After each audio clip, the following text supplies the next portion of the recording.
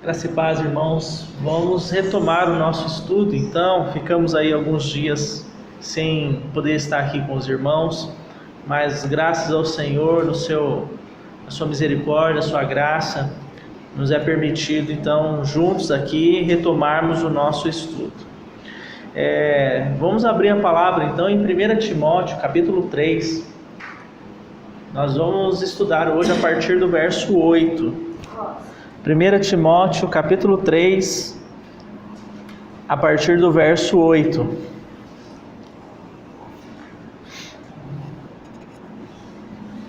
Diz assim: semelhantemente, quanto a diáconos, é necessário que sejam respeitáveis, de uma só palavra, não inclinados a muito vinho, não cobiçosos de sórdida ganância. Então, essa expressão semelhantemente, irmãos, é porque o Espírito do Senhor estava tratando sobre o tema do episcopado, do presbitério, nos versos anteriores. Por isso ele utiliza a palavra semelhantemente, porque ele está colocando então esta categoria, se podemos dizer assim, de serviço chamado diáconos, de que eles também devem trazer algumas qualificações produzidas, obviamente, pelo Espírito, para que eles sejam habilitados ao serviço na casa de Deus. Nunca é demais nós recobrarmos o texto principal da nossa leitura de Timóteo, para que saibais como proceder na casa de Deus, que é a sua igreja, a coluna e o fundamento da verdade. Então, como proceder na casa de Deus também envolve a questão do serviço ao Senhor. E serviço aqui na linguagem de 1 Timóteo é dividido em dois grupos. O primeiro serviço é aquele que expressa o governo, o encabeçamento de Cristo. Irmãos, nós não podemos esquecer que dentro da revelação da palavra de Deus, nos dito assim, que houve o primeiro homem e o último homem. Houve o primeiro Adão e o segundo Adão. Você vê que a palavra de Deus enxerga toda a humanidade a partir de dois representantes. Primeiro Adão, todos nós somos provenientes dele. Ele é o representante da raça humana. Mas Adão falhou, porque quando ele foi então desafiado a guardar a palavra, a ser fiel à palavra, ele não a obedeceu.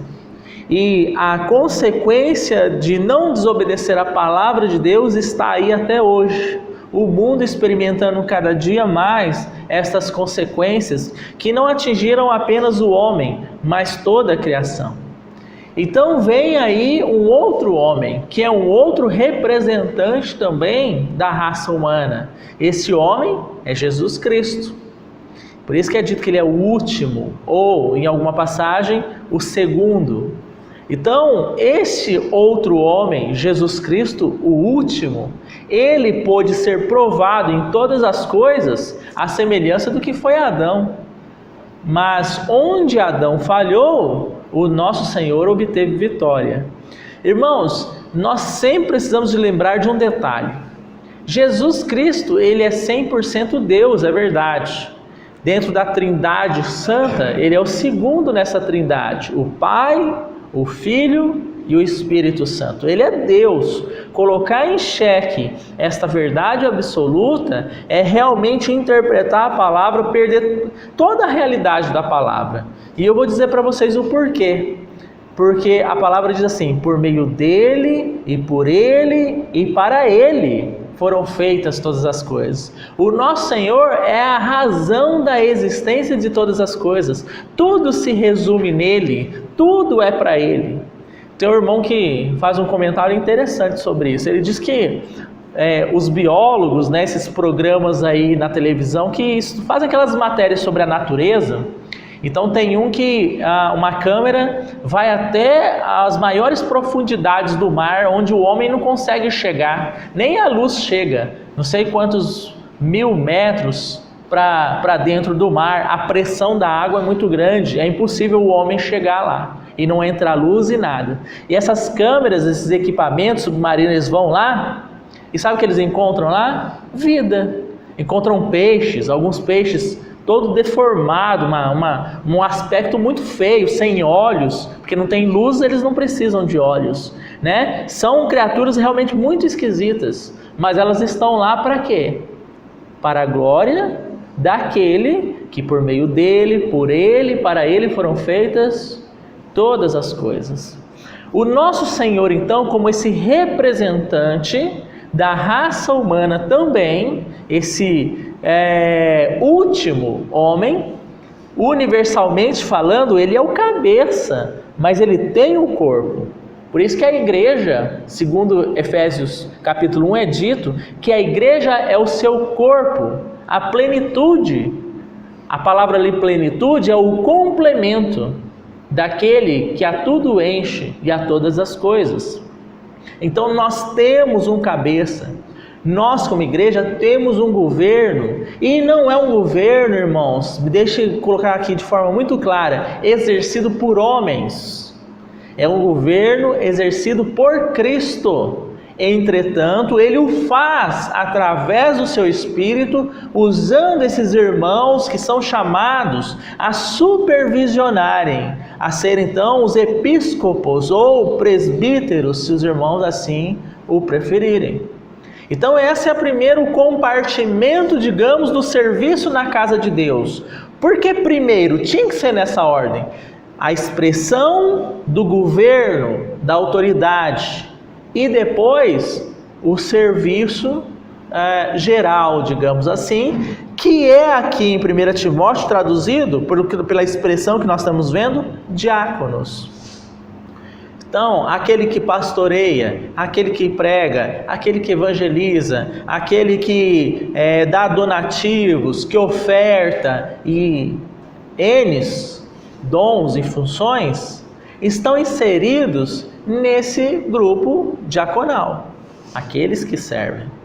Por isso, semelhantemente, já que o serviço na casa de Deus é uma expressão do seu governo também, semelhantemente, essas pessoas devem ser pessoas respeitáveis, né? Elas devem ter o testemunho de uma só palavra. Não são pessoas de ânimo dobre, não são pessoas que a sua palavra não é confiável. Olha como isso é importante.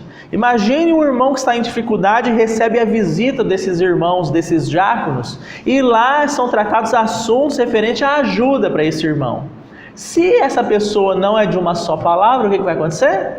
Essa ajuda não chegará. E se essa ajuda não chegar, o testemunho do Senhor é prejudicado nessa questão. Então são pessoas sérias, que não ficam mudando a palavra. São firmes porque estão fundamentados em Cristo. E aqui não há limite de idade. Desde o mais jovem até o mais velho, que servem no diaconato, devem trazer esta característica, né? Eu não vou me aprofundar nessas características, porque muitas delas nós já tratamos no estudo anterior, quando falamos do presbitério. Então vamos continuar aqui. Semelhantemente, estou lendo o verso 8. Quanto a diáconos, é necessário que sejam respeitáveis, de uma só palavra, não inclinados a muito vinho, não cobiçosos de sórdida ganância, conservando o mistério da fé com a consciência limpa. Me chama a atenção, irmãos, eu acho que a gente pode aqui meditar um pouco sobre isso. Conservar a fé. Percebam que todos nós, e os diáconos não poderiam ser diferentes, eles receberam a fé da parte do Senhor, só que essa fé precisa ser conservada, precisa ser cuidada, bem nutrida. Sabe por quê? Senão nós podemos esfriar, nós podemos apostatar, a nossa fé pode ser enfraquecida. E não há vergonha nenhuma nós, diante do trono da graça de Deus, clamarmos ao Senhor para que Ele nos capacite com fé. Eu me recordo aqui de uma passagem bíblica de que um homem tinha o seu filho que estava possesso de um demônio e esse demônio jogava seu filho no fogo, né? Era algo terrível mesmo. E os apóstolos não estavam conseguindo expulsar aquele demônio. E aí o Senhor Jesus se apresenta e aquele pai vai até ele e diz: se tu podes, Senhor, né? Ajuda o meu filho. E o Senhor diz: se tu podes, né? É necessário que creia. Sabe o que aquele pai diz? Ajuda-me, Senhor, na minha falta de fé, na minha incredulidade. Então, até nisso, na questão da fé, nós podemos ser supridos. Os diáconos fazem o quê? Esses irmãos que servem o Senhor, eles cuidam desta fé, eles nutrem essa fé diante do Senhor todos os dias. Por isso que a palavra está dizendo aí, conservar o mistério da fé. Com consciência limpa. E aqui vem o segundo ponto. Como é que a nossa fé pode ser enfraquecida? Quando a nossa consciência não está adequada diante do Senhor. Pecados que não foram tratados, situações de desobediência voluntária. Então a nossa consciência não é uma consciência pura diante do Senhor. Qual é o resultado? A nossa fé vai ser enfraquecida. Então nós entendemos isso, irmãos? Os irmãos estão aqui ouvindo a palavra porque é a vontade do Senhor que todos nós sejamos habilitados, né? Aqueles que foram chamados ao governo, amém. Mas aqueles que não foram chamados ao governo, sejam habilitados a servir o Senhor, conservando a fé, esse mistério da fé, guardando uma consciência pura, uma consciência limpa diante do Senhor. Eu quero colocar mais um ponto aqui sobre a questão da consciência. Muitas pessoas acham que consciência ela está relacionada aos nossos pensamentos. Então dizer assim, minha consciência está pesada, que eu estou pensando em coisas erradas que eu fiz. Mas, biblicamente, a consciência, ela faz parte, não da esfera da nossa mente, mas a nossa consciência faz parte, irmãos, do nosso espírito. Ela é uma parte do nosso espírito. Se eu pudesse desenhar aqui para os irmãos como é composto o ser humano, uma parte mais íntima, mais profunda do ser humano chama espírito. Depois uma outra parte, uma outra camada, se chama alma. E por fim, o corpo, que é essa parte visível. Na nossa alma, sim, estão os pensamentos. Na nossa alma reside a vontade. Na nossa alma reside as emoções. Só que no nosso espírito, a parte mais profunda do nosso ser, está a consciência. Então o que acontece? A palavra de Deus, ela nos mostra, ela testifica que quando nós somos regenerados, que nós ganhamos essa experiência com o Senhor, de recebê-lo como nosso Senhor, termos a nossa vida transformada por Ele, o Espírito de Deus vem habitar no nosso espírito. E o que acontece? Há uma comunhão ali entre o nosso espírito e o Espírito de Deus. Então, quando algo não está adequado diante do Senhor nas nossas vidas, olha o Espírito de Deus lá dentro do nosso espírito tocando o quê? A nossa consciência. Tocando a nossa consciência. Eu não sei se já aconteceu com os irmãos, porque esse processo que eu estou falando com os irmãos, ele não se encerra sequer quando nós estamos dormindo. Não sei se já aconteceu com os irmãos. Às vezes os irmãos estão sonhando com um sonho em que há algo inadequado da parte do Senhor e ali mesmo naquele sonho já há um aperto no coração, já há um entristecimento sem você estar acordado, ou seja, você não está respondendo a, digamos assim, estímulos externos, mas no seu sonho o Espírito de Deus está tocando o seu espírito na consciência e trabalhando o tempo todo em nós. Ele não descansa. Então, quando a palavra nos diz aqui, para a gente poder avançar, só concluindo, conservando o mistério da fé com a consciência limpa. é que tudo aquilo que afronta a santidade e a glória de Deus tende a macular a nossa consciência e nos enfraquecer na fé. O diácono, aquele que serve ao Senhor, deve tomar cuidado com isso. Temos, como a palavra de Deus diz em Hebreus, um livre acesso à presença do Senhor, ao trono da graça, para recebermos misericórdia e clamarmos ao Senhor em ocasião oportuna. O verso 10 diz assim: também sejam estes primeiramente experimentados, e se mostrarem irrepreensíveis, exerçam o diaconato. O que significa isso? Que o cuidado do Espírito de Deus com o serviço na sua casa é algo tão tremendo que não basta a nossa vontade de servir. Irmão, então eu ouvi a palavra, eu tenho entendido da parte do Senhor que eu devo ser chamado ao diaconato, eu tenho esse chamado, servir o Senhor. Sim, mas a necessidade então de que você ou eu sejamos experimentados, para sabermos se de fato estamos aptos ao exercício. Não basta a nossa vontade, a nossa vida e o experimentar aqui significa o quê? Vamos ver se esse irmão realmente tem uma vida adequada diante do Senhor. E se ele tem uma vida adequada, sim, ele está habilitado ao serviço na casa de Deus. Se ele não tem uma vida adequada, se ele não guarda uma consciência pura, se ele não tem demonstrado que tem sido fortalecido na fé, ele precisa primeiro ser cuidado. Depois ele poderá servir. Mas se eu estou doente, eu não posso cuidar de outra pessoa, não é verdade? Imagina o Robson de cama, como é que ele vai cuidar de alguém que também está doente de cama? Não tem como. Então precisa ser restabelecido, restaurado, ajudado, fortalecido, para que ele possa então auxiliar. Então é isso que o verso 10 está dizendo. Tem que ser primeiramente experimentado. Dá para chegar aqui, ouvir a palavra de Deus e no outro dia começar a servir? Não, porque não houve tempo para que essa vida seja experimentada.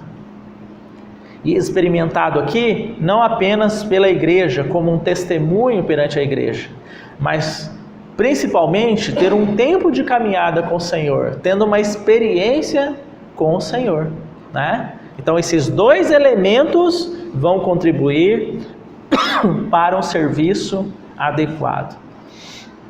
A gente lê essas coisas aqui, irmãos, e a gente fica pensando, eu não sei se é assim com os irmãos, nossa, mas hoje então é difícil de alguém conseguir servir o Senhor adequadamente. São tantas coisas que têm que ser observadas, mas é justamente por isso que a igreja atualmente ela manifesta tão pouca vida e poder na obra de Deus, porque essas questões não são cuidadas. Então todo mundo que quer servir pode servir. O que você faz, irmão? Eu sei tocar uma guitarra, então você está aqui, toma aqui o instrumento, você tem o dom da música, vai louvar o Senhor, vai servir no ministério da música. E você gosta do quê? Eu tenho habilidade em administração, então você vai administrar o dinheiro da comunidade. Você percebe? As pessoas hoje elas estão empolgadas com a boa vontade humana em ajudar, mas Deus não chamou a gente para isso. Deus de fato nos chamou à filiação, nos chamou à comunhão do seu Filho amado Jesus e também nos chamou a um serviço, mas um serviço segundo Ele, não segundo nós. Quando nós servimos segundo o nosso achismo, nós geramos morte no meio da igreja. Os irmãos se lembram quando foi decretado que Saul perderia o seu trono? Os irmãos lembram dessa passagem? Samuel falou: Saul, você me aguarda aí para sacrificar ao Senhor. Saul pensou assim: Samuel está demorando tanto tempo, o povo está impaciente, sabe o que eu vou fazer? Eu mesmo vou sacrificar. E ali o Senhor decretou que ele perderia o seu trono. Por quê? Porque Saul achava que ele poderia servir da maneira que ele achava mais conveniente para ele e conveniente para os outros. E assim hoje na vida da igreja. A gente tende a servir de uma maneira política, não de uma maneira espiritual. O que é o político? Agradar gregos e troianos. Ah, irmão, eu não concordo com isso. Não, então peraí, vamos ver o que a gente faz aqui para... Não, irmão, mas eu também não acho que não é desse jeito. Ah, não, calma aí que a gente vai a gente vai fazer uma adequação aqui. E assim, a igreja tem perdido o testemunho na obra do Senhor. Eu acho que é bom a gente fazer uma leitura em Apocalipse, capítulo 3,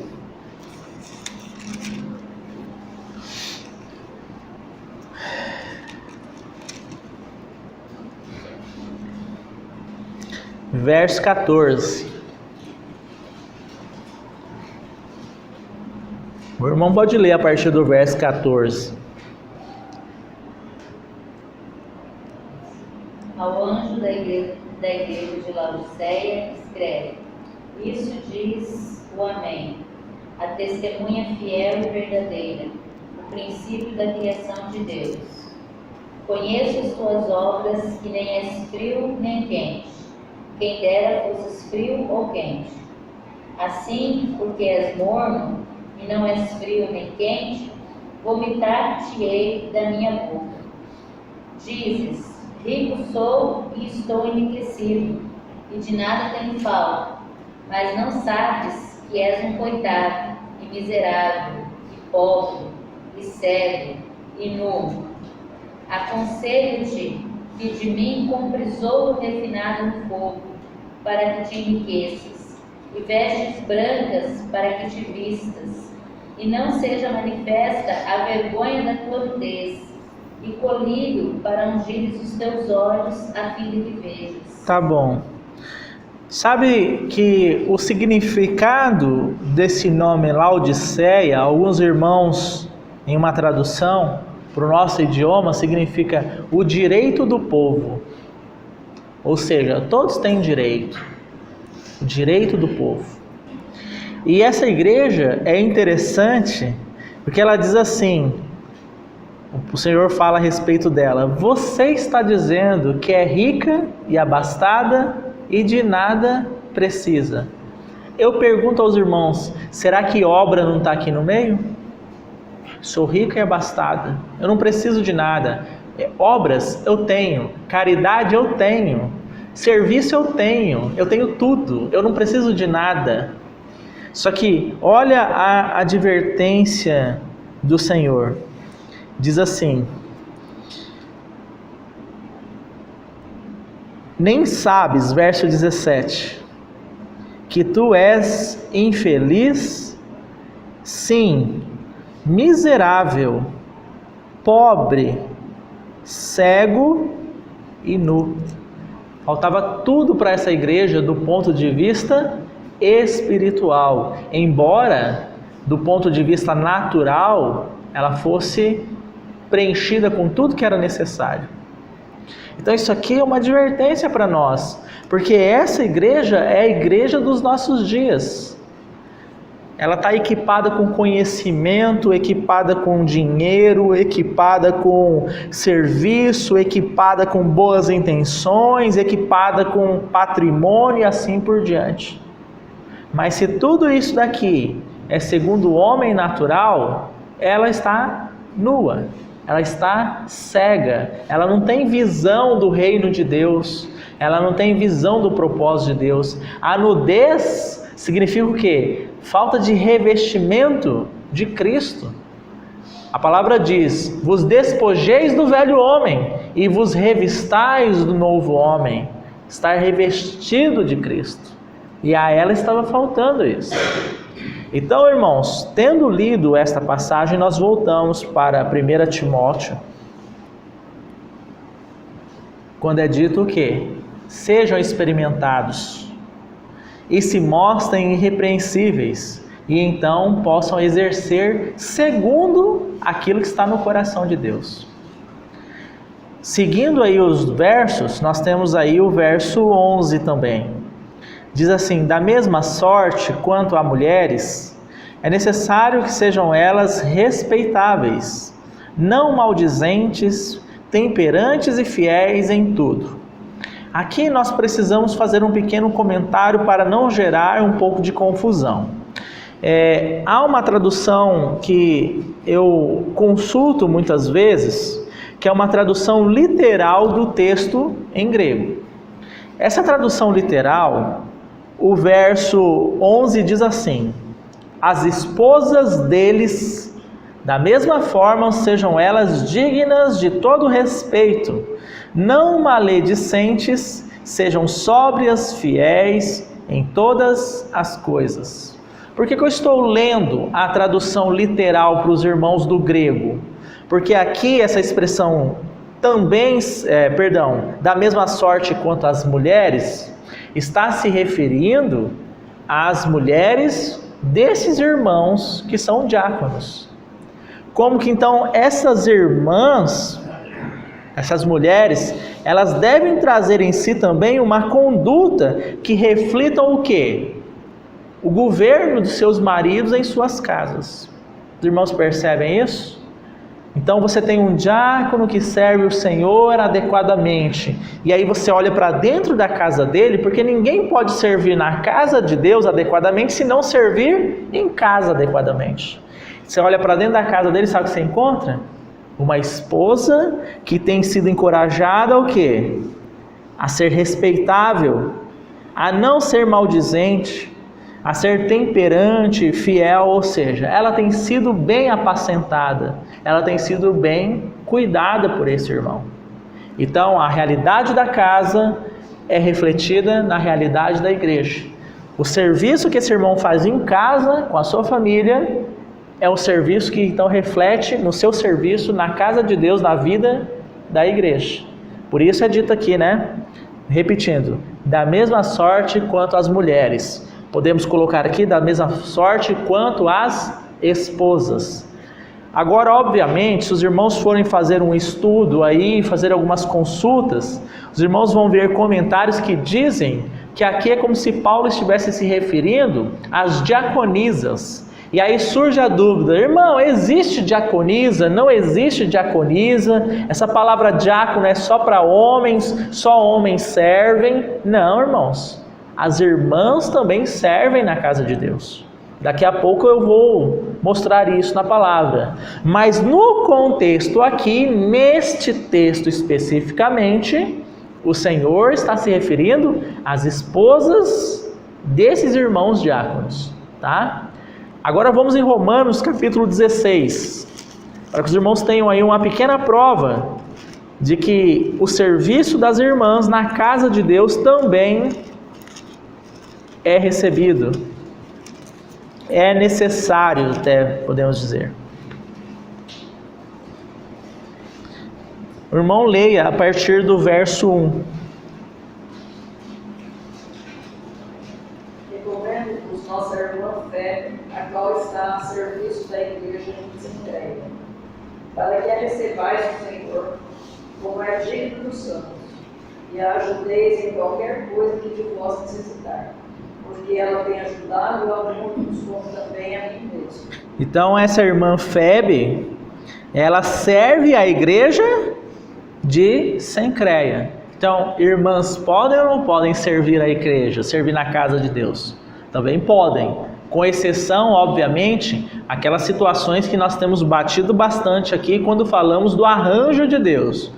Irmãs não servem no governo, no presbitério. Irmãs não trazem palavra de autoridade sobre homens, né? Então, há algumas restrições para as irmãs. Pode continuar a leitura aí. Saudai a Priscila e Áquila, meus cooperadores em Cristo Jesus, que expuseram a vida por mim, aos quais não só agradeço, mas também todas as igrejas dos gentios. Quem era uma cooperadora de Paulo na obra de Deus? Priscila, esposa de Áquila, que também era um cooperador. Pode continuar. Saudai também a igreja que está em sua casa. Saudai a Epíneto, meu amado, que é o primeiro fruto da asa para Cristo. Saudai a Maria, que trabalhou muito por vós. Então, aqui com respeito aos irmãos em Roma, você tem Maria, que trabalhou, ou seja, que serviu por essa igreja em Roma. Pode continuar. Saudai a Andrônico e a Júnia, meus parentes e meus companheiros de prisão. Verso 12 também. Pode ler, perdão. Os quais se distinguiram entre os apóstolos e que foram antes de mim em Cristo. Verso 12.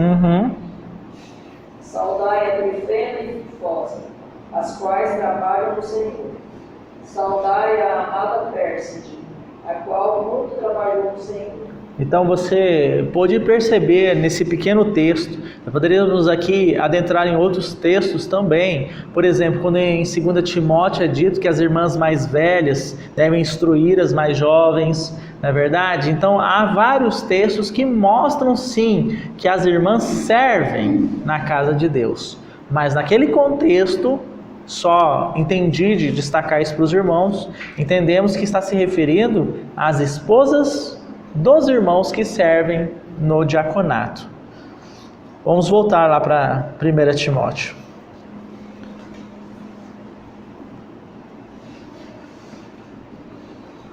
Verso 12. O diácono seja marido de uma só mulher, governe bem a seus filhos e a própria casa. Muito semelhante esse texto aqui ao quando é dito sobre os presbíteros. Agora veja o verso 13.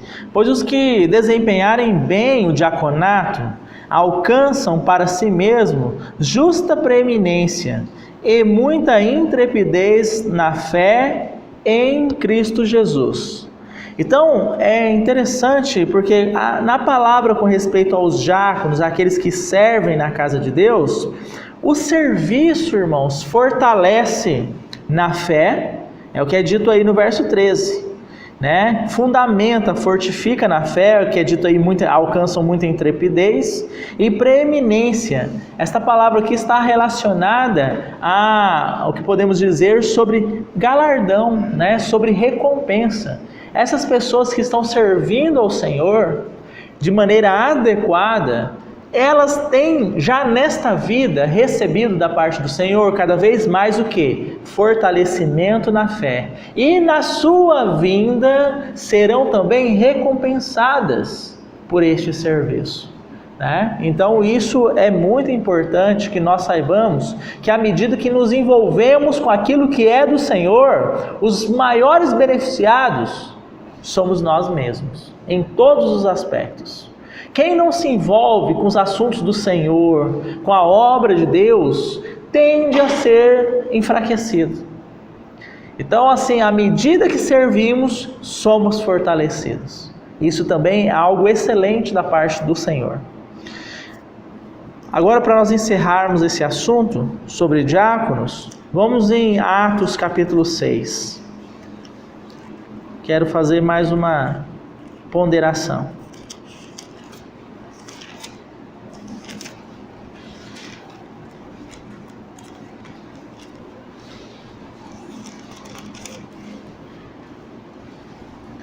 Pedi ao irmão que leia a partir do verso 1.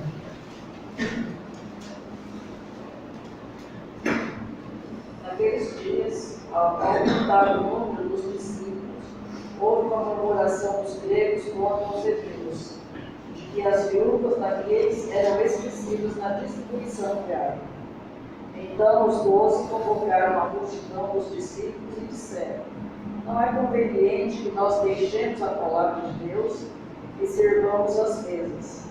Mas, irmãos, escolhei dentre vós 7 homens de boa reputação, cheios do Espírito Santo e de sabedoria, aos quais encarregaremos deste serviço.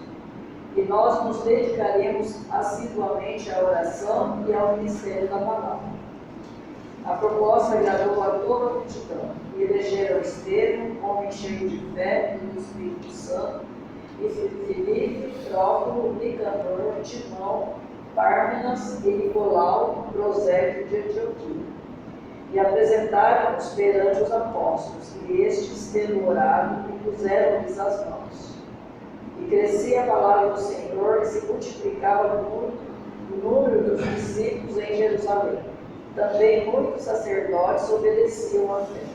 Então, esse texto aqui, ele mostra como surgiu o serviço diaconal. Então, havia ali uma questão de serviços que eram necessários, que a igreja estava precisando que fossem feitas, mas que os irmãos, os apóstolos, não poderiam deixar o primordial, o principal, que é o quê? A palavra e a oração. Então, esses irmãos que estavam à frente não poderiam deixar esses dois elementos para se dedicar a todas essas outras necessidades que a igreja possuía, que, embora fossem secundárias, também eram importantes. Então, o diácono ele vem para auxiliar nisso, para que irmãos que são chamados à palavra não se sobrecarreguem com outras coisas. Então, em todos os aspectos, há serviços na vida da igreja que são de, digamos assim, competência dos diáconos fazerem. Então, não há uma pessoa só que resolve tudo, que faz tudo, porque ninguém dá conta disso. Se eu tiver que fazer tudo, eu vou abandonar algumas coisas para tentar fazer outras, e não vou fazer nada bem. Então, isso mostra o quê? Essa divisão de cargas, que é muito importante. Às vezes a gente vê em muitos lugares o irmão extremamente sobrecarregado. Por quê? Porque ele tem que fazer e resolver várias situações. E muitas vezes sabe o que vai ser negligenciado? A palavra e a oração. Já nos foi dado um testemunho, eu já reparti com os irmãos aqui, que em um dado ministério o irmão chegou e falou para o outro: olha, irmão, eu estou tão corrido com as coisas da igreja que eu não tenho tempo nem para ler a palavra e nem para orar. Você está vendo? O receio do Espírito e a ação do Espírito aqui foi justamente para evitar esse tipo de coisa. Esse irmão estava sofrendo as consequências de duas situações. Uma, que nós podemos analisar aqui: a omissão dos demais membros da igreja em assumir as suas funções, então acabou sobrecarregando um. E também muitas vezes esse irmão, como ele se preocupava em resolver tudo, ninguém ia se preocupar em mexer um dedo. Precisa que vá orar lá na casa do irmão que está passando por uma dificuldade. Tem o irmão que vai lá e faz. Precisa agora resolver os assuntos da construção do local de reunião. Aquele irmão, o mesmo irmão que faz. E assim a pessoa vai abraçando uma série de coisas, e o fundamental, o essencial, vai sendo o quê? Negligenciado. Então aqui começou bem. Só que vejam, eu queria destacar com os irmãos justamente esse aspecto aqui. Trazei para nós irmãos de boa reputação, cheios, do Espírito, de sabedoria, que nós vamos encarregar do serviço. Então não é qualquer pessoa que pode servir. O serviço, por mais básico que ele seja, exige que sejamos cheios do Espírito, que tenhamos uma boa reputação. O que é boa reputação? Bom testemunho dentro da igreja, na vida da igreja, entre os irmãos, mas também bom testemunho daqueles que são de fora, para que a obra do Senhor seja então aí adequada, tá? Por fim, o último ponto que eu quero colocar é que no texto que nós lemos de Timóteo sobre os diáconos, dizem assim: aqueles que servirem bem. Nós temos que tomar cuidado, irmãos, que não basta servir, nós temos que servir, digamos assim, adequadamente. A palavra de Deus diz assim: maldito é aquele que faz a obra de Deus relaxadamente. Então muitas vezes a gente acha que servir é vir aqui e fazer de qualquer jeito. Estou servindo.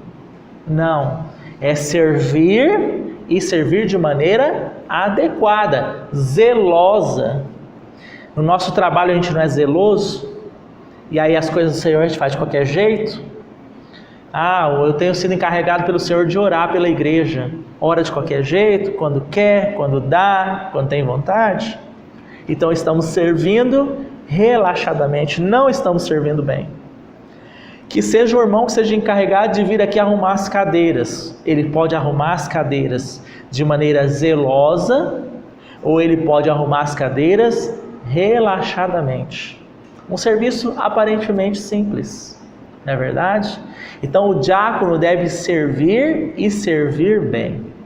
Lembram-se daquela palavra que diz assim: alguns homens naquele dia se aproximaram do Senhor na sua volta e disseram assim: Senhor, porventura nós não fizemos maravilhas, nós não expelimos demônios, não curamos em teu nome? O que o Senhor fala para eles? Apartai-vos de mim, vós que praticais a iniquidade, eu nunca vos conheci. Então aqueles homens estavam servindo e servindo em nome do Senhor, mas de uma maneira totalmente inadequada. Tanto é que o Senhor diz assim: eu não conheço vocês, vocês não caminham comigo, vocês não tinham comunhão comigo, vocês podiam estar fazendo alguma coisa no meu nome, mas isso não vai justificar vocês diante de mim. Então, que bom que o Senhor nos tem chamado e nos despertado a isto, para que nós possamos ter a consciência, irmãos, de que, fomos chamados à comunhão, fomos chamados a conhecer o nosso amado Senhor em todos os aspectos, e fomos chamados ao serviço. Mas nessa segunda parte, irmãos, desde o mais novo que está aqui até o mais velho, não basta apenas servir, tem que servir de uma maneira que dependa do Senhor e servir de maneira zelosa, senão nós não agradaremos o Senhor. E o nosso serviço produzirá morte espiritual, ao invés de produzir vida. Vocês perceberam aqui no final dessa sessão que nós lemos em Atos, quando as coisas estão equilibradas, adequadas, irmãos com a palavra, orando, buscando o Senhor, a mente do Senhor na palavra, irmãos auxiliando, servindo a igreja em tudo aquilo que a igreja necessitava, cheios do Espírito, de sabedoria, de boa reputação. Olha o que acontece aí no verso 7. Crescia a palavra de Deus em Jerusalém, se multiplicava o número dos discípulos, e muitíssimos obedeciam à fé. Então você vê o que? Um crescimento da igreja em vida, quando tudo é feito na dependência do Senhor. Aí há um bom alicerce. Se você quiser construir uma obra em cima de um monte de areia, aquilo vai despencar e o estrago vai ser grande. Agora, se você cavar, achar a rocha e alicerçar bem, e a partir dali construir, a partir da rocha, construir adequadamente, poderão vir as tribulações. Aquela obra vai permanecer. Vai permanecer. Não é querer criticar tudo aquilo que vivemos aqui. Fomos muito bem abençoados diante do Senhor. Mas lembra-se o número de quantos e quantos nós éramos aqui? Há 15 anos atrás? Quantos irmãos, quantas irmãs? Quando veio o desafio, quando vieram as tribulações, pouquíssimos permaneceram, né? E há que nós questionarmos, olharmos um pouco para o passado, irmãos, e vermos, Senhor, onde nós erramos lá atrás, para que a gente não comece de novo de forma errada. Porque quando vier a tribulação, o que vai acontecer? A mesma coisa que aconteceu no passado. Não vai resistir. Não vai resistir. No passado, alicerçamos muita coisa em cima de uma pessoa. Deixamos de olhar para Cristo, de servir o Senhor segundo a sua própria vida, a sua mente, aquilo que estava no coração dele. Mas tínhamos muito serviço, tínhamos tudo aqui. E vimos o resultado. Então, é uma reflexão para nós. Eu vou parar por aqui, eu não vou prosseguir. Na próxima reunião, nós continuamos a partir do verso, deixa eu ver aqui. Verso 14. A partir do verso 14, isso mesmo, irmão. Amém?